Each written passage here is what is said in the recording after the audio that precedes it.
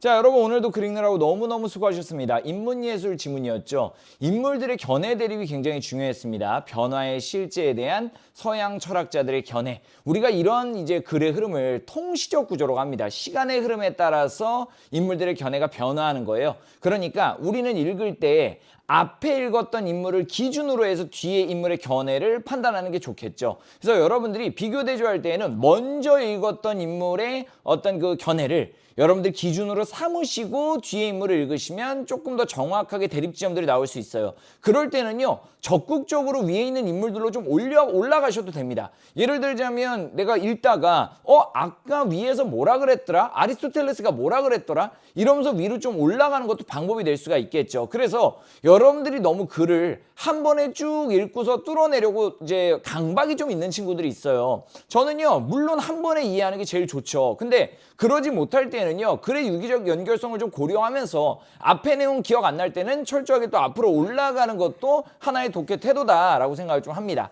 자, 그러면 변화의 실제에 대한 고대 그리스 철학자들의 견해 한번 가보겠습니다. 일문단에서 중심화제가 딱 나오네요. 변화에 대해 많은 관심을 가졌다. 박스 처리가 딱 돼 있고, 그 다음에 시간이 지나면서 쭉쭉 많은 의문들이 제기가 되었고, 아리스토텔레스에 이르러서 학문적 성과를 이룰 수 있었다라고 얘기하는 거 보니까 일단 중심화제는 변화, 그리고 전개 방향 추론에 대해서 생각을 좀 해보자면 여러 철학자들 견해가 나오면서 그 견해가 어떤 변증법적으로 아리스토텔레스까지 이어지겠구나라고 우리가 생각을 좀 해볼 수가 있겠네요. 먼저 헤라클레이토스, 이름도 어렵다 그지? 헤라클레이토스는 모든 것이 항상 변화하고 있다고 믿었대. 그리고 뒤에 세부 정보들이 쭉 들어가고 있고, 그럼 우리는 중심 정보에 밑줄을 좀 치는 게 중요하겠다라는 생각을 할 수가 있겠고, 반면 파르메디니스는 그럼 뭘 기준으로 한다고? 헤라클레이토스를 기준으로 해서 파르메디데스를 여러분이 읽고 정보 처리를 하시란 말이야. 변화라는 현상 자체를 부정했다. 그럼 위로 올라가.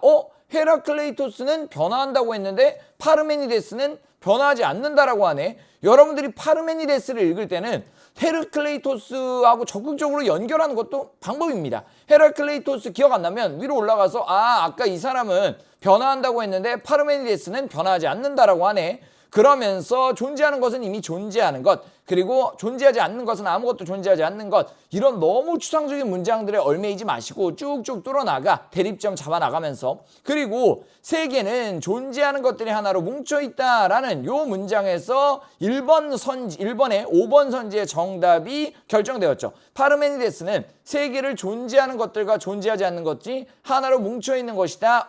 이거는요, 지금 정보들이 교차적으로 오류를 만들어냈네요. 분명히 파르메니데스가 세계를 존재하는 것들과 존재하지 않는 것들로 나눌 수 있다라는 말은 했어요. 다만 존재하는 것들이 하나로 뭉쳐있는 게 세계다라고 얘기했기 때문에 여러분들이 세계는 존재하는 것과 존재하지 않는 것이 뭉쳐있는 거다, 이렇게 정보들을 교차 편집해서 만들어진 선지에 반응했으면 안 된다는 거지. 세계는 존재하는 것들로 뭉쳐있는 것이다 라고 여러분들이 정보 처리 깔끔하게 해주셔야 되고, 존재하는 것과 존재하지 않는 것은 다른 것이다 라는 문장은 뒤에 있는 문장하고 엉켜서는 안 된다. 여러분들이 이런 정보들이 교차적으로 편집되면서 여러분들 판단하는데 오류가 일어나기를 좀 바랬던 선지다 라고 우리가 볼 수가 있겠네요. 좋아요. 그러면 이 문단에서 헤라클레이토스와 파르메니데스의 대립점을 잘 잡아내면서 독해를 하셨어야 됐고, 그 다음에 통시적 흐름으로 이어가면서 이제 플라톤하고 아리스토텔레스가 나오는 겁니다. 플라톤과 아리스토텔레스를 읽을 때도요, 여러분은 위에 있는 인물들의 견해를 기준으로 해서 읽어야 조금 더 정확하게 대립점을 잡아낼 수가 있겠네요. 일단 플라톤은부터입니다. 모든 것이 항상 변화한다는 헤라클레이토스의 견해를 현실 세계에 적용하였고, 아무것도 변하지 않는다는 파르메니데스의 견해는 이상 세계에 적용하였다. 일단 플라톤 같은 경우는 고대 그리스의 앞에 이 문단에 나왔던 인물 2명의 견해를 다 받아들였는데, 그 받아들일 때 어떤 이 공간에 대한 대립점이 포인트였네요. 자, 이원론적 세계관을 확립을 했다는 거죠. 그래서 플라톤 같은 경우는 헤라클레이토스의 말도 맞아, 근데 그건 현실 세계에서 맞는 거고, 파르메니데스의 말도 맞아, 아무것도 변하지 않는다, 그것도 맞아, 근데 그거는 이상 세계에서 맞는 거야. 이런 절충한, 어떻게 보면 변증법적인 어떤 문장을 만들어냈네요. 자, 여기까지 플라톤 여러분들이 이해하시면 되고, 그 다음에 아리스토텔레스는 뭐라고 했느냐, 플라톤이 주장하는 이상세계를 거부했다. 그럼 여러분들이 이 문장에 함의되어 있는 정보를 끌어낼 수 있어야 돼. 그래, 플라톤은 일단 현실 세계에 대해서는 수용을 한 겁니다. 플라톤의 견해 중에 이상세계는 거부했지만 현실세계는 받아들였다라고 체크를 좀 하시고, 어떤 방식으로든 현실세계에 적용하려고 노력했다. 그러면은 헤라클레이토스의 변화는 있는 거야, 파르메니데스의 변화는 없는 거야. 이걸 어떤 식으로 둘 다 변증법적으로 받아들였을까? 맞아요. 기체와 형상이라는 개념을 얘기하고 있네요. 아리스토텔레스는 기체와 형상이라는 개념을 통해서 변화의 문제를 설명하려고 했다. 자, 여기 추상적인 설명과 구체적인 예시를 연결짓는 표지어 보이시죠? 예를 들어 이런 접속사들 놓치지 마시고, 설명이 추상적일수록 뒤에 구체적인 예시를 연결짓는 독해 태도가 굉장히 강력한 힘을 발휘한단 말이야. 자, 그러면 여기서 내가 오늘 영상의 데일리 퀴즈 미리 얘기하고 갈게. 오늘 영상 데일리 퀴즈의 답변은요, 기체와 형상이다. 아리스토텔레스의 견해의 핵심이었죠. 기체는 변화하지 않는다. 형상은 변화한다. 그걸 통해서 위에 있는 고대 그리스 철학자의 두 견해를 모두 받아들였다라고 정리하시면 됩니다. 오늘 데일리 퀴즈의 정답은 기체와 형상이라고 작성을 해서 제출해 주시면 되겠습니다. 자, 좋습니다. 그러면 설명과 예시를 연결지어 보면, 그렇구나. 변화가 있는 것은 기체고 변화가 없는 것이네요. 정정합니다. 변화가 없는 것이 기체고 변화가 있는 것이 형상이구나 라고 깔끔하게 정리를 하시면 되겠네요. 그리고 아리스토텔레스의 견해에 대해서 조금 더 포커싱을 하고 있는 마지막 문단, 마지막 바로 전문단이네요. A 부분 문제로 구성이 돼 있으니까 이 A 단락을 읽은 다음에 바로 해당 문제로 가서 푸는 게 합리적이겠네요. 자, 일단 변화에 대해서도 구분을 좀 했는데, 실체 변화와 비실체 변화의 구분이 있었다. 실체적 변화라는 것은 변화 정도가 너무 커서 기체가 무엇인지 분명하지 않은 변화를 가리킨다. 그러면 아까 뭐라 그랬어? 분명히 기체는요 끝까지 유지된다라고 했는데, 변화의 시작부터 끝까지 유지되면서 변화하지 않는 게 기체고 변화하는 건 형상이라고 얘기했는데, 갑자기 기체가 무엇인지 분명하지 않은 변화를 가리킨다? 선생님 뭐예요? 그럼 기체도 변화한다는 거예요? 아니에요. 여기서 중요한 것은 기체가 정확히 무엇인지 알 수 없다는 것을 의미할 뿐이지, 기체가 없이 막 변화가 일어난다는 것은 아니라는 거야. 다시 얘기해서 이 애벌레에서 나비가 되는 게 언뜻 보면 기체가 없는 이 기체가 변화하는 게 아니라 기체가 정확히 무엇이었는지를 파악할 수 없다는 걸 의미한다는 거야. 그럼 여전히 기체는 변화의 시작부터 끝까지 유지되고 있다라고 봐야 돼. 다만 뭐가 유지되고 있는지가 뚜렷하게 구분되지 않는 것이 실체적 변화라는 거지. 변화의 정도가 너무 커가지고, 그러니까 어떻게 보면 형상의 변화가 너무 커서 기체가 뭔지가 명확히 보이지 않는다. 이게 실체의 변화란 말이야. 제가 지금 뭐 한 거야? 이런 추상적이고 애매모호한 이런 인문학적 설명들을 쉬운 나의 언어로 바꾼 거야. 내가 나한테 설명하면서 이 추상적 설명을 구체적인 언어로 좀 바꾸고 있는 거죠.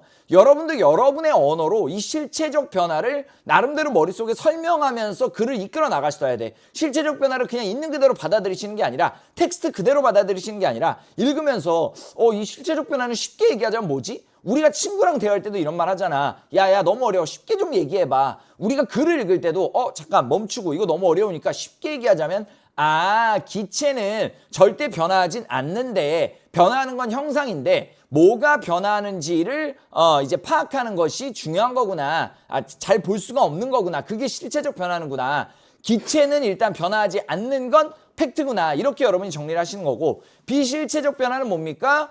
변화가 이렇게 크지 않아가지고 기체가 분명하게 식별된다는 것을 의미하는 거다. 어쨌든 기체는 변화한다 안 한다. 아리스토텔레스의 입장에서 기체는 변화하지 않는 것이다. 그러면 변화하는 건 뭐야? 형상이다 이 말이야. 다만 실체적 변화는 형상의 변화 정도가 커서 변하지 않는 기체의 모습이 정확하게 유지되는 게 잘 안 보이는 게 실체적 변화라는 거지. A까지 읽은 다음에 정답 해결하고 가겠습니다. 자, A에서 뭐라고 얘기하고 있느냐? 좋아요. 아리스토텔레스의 입장이고요. 니은 정답은 3번이었어요. 실체의 변화 정도가 커서, 여기까지 좋습니다. 올챙이에서 개구리가 됐어. 실체의 변화가 크다는 예시로 나왔었죠. 기체가 무엇인지를 분명하게 식별할 수 없는 변화라고 볼 수 있다라고 해야죠.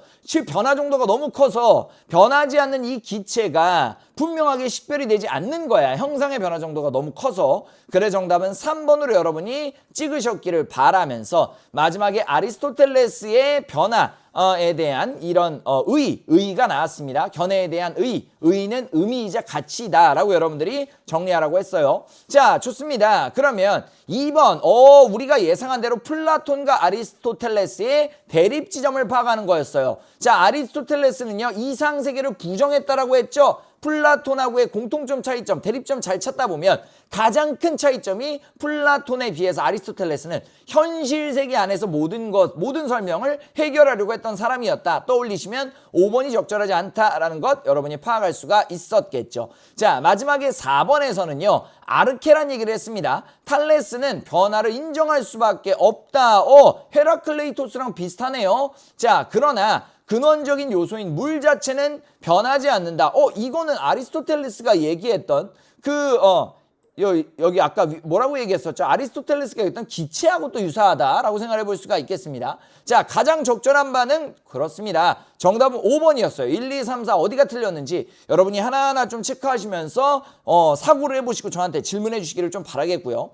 아리스토텔레스하고 탈레스 모두요. 절대적인 무에서의 생성과 절대적인 무로의 소멸은 인정하지 않았다라는 거예요. 자, 그래서 모두 이렇게 얘기했었죠. 아리스토텔레스도요 뭐라고 얘기했습니까? 절대적인 기체가 없이 이 무로부터의 생성이나 무로부터의 소멸이 일어나는 것은 아니다라고 했으니까 여러분들이 차이점 속의 공통점 잘 잡아내서 정답을 골랐어야 했습니다. 5번이 정답이었어요. 아리스토텔레스도 이렇게 얘기했고 탈레스도 이렇게 얘기했어요. 차이점 속의 공통점을 잡아내는 게 포인트였다라고 정리하시면 되겠네요. 5번은요 앞뒤 맥락을 통해서 문맥을 통해서 펼쳤다를 여러분들이 정확하게 파악하는 게 중요했다라는 말씀을 좀 드리면서 저의 셀프지 문장을 보시면 서양 철학자들의 통시적 견해 변화다. 자, 보세요. 헤라클레이토스는 변화를 인정했던 사람, 파르메니데스는 변화를 인정하지 않았던 사람, 플라톤하고 아리스토텔레스는 어떻게 한다 그랬어요? 이 둘의 견해를 모두 받아들인다고 했어요.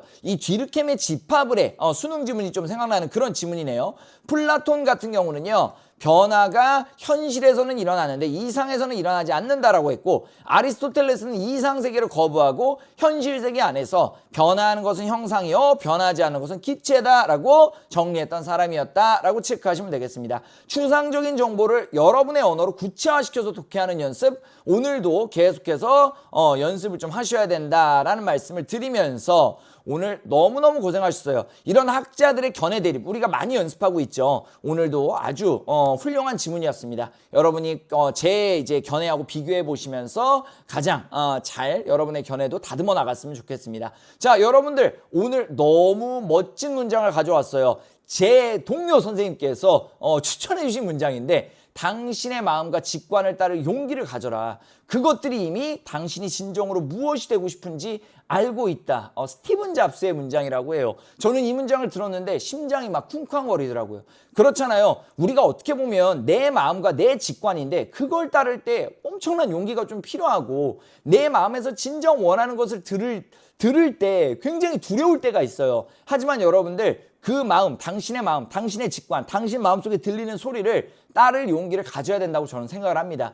우리 마음속에 있는 우리가 되고 싶은 것들이 있잖아요. 거기에 이미 모든 정답이 있다는 거야. 그러니까 여러분들 마음의 소리를 잘 귀 기울이시는 하루가 좀 되시기를 바라겠습니다. 여러분 오늘도 글 읽느라고 너무너무 수고하셨고요. 과제 제출하면서 저랑 또 이야기 나누시죠. 자, 내일 뵙겠습니다. 1일 1지문 1코칭 오늘도 파이팅입니다.